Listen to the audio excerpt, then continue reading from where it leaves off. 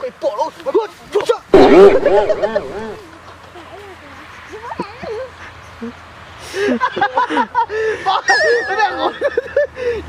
Trời ơi. Ôi nó lại tao cũng kéo vậy nó. Cái này của nó chứ cuối cái sủi lói.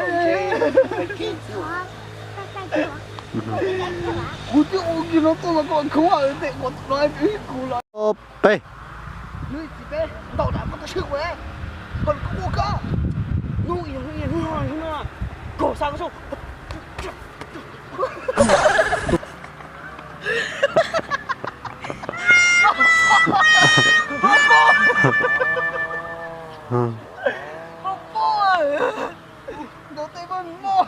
Cho gì kiện ta nữa mó đâu.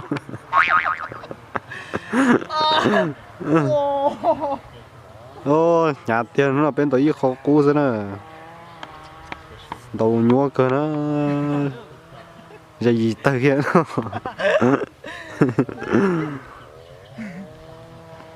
Hãy tập tao ôn lại mà chiều đó đi nè. Ủa chúng mình là chế ủa bé lăng này của tụi thay những cáo lăng ủa sẽ chế ấy. Sợ say nó đang gần ta liền. Chụp nhiều nó ba chậu ba chân gà của thế này. Ba một chân gà này bị trong YouTube nơi của tôi. Nói là thay đổi xử lý tu lì chắn này họ nên nó cũng họ cho trâu của tôi OT này. Tại vì nên một sai được tu lì chắn đâu.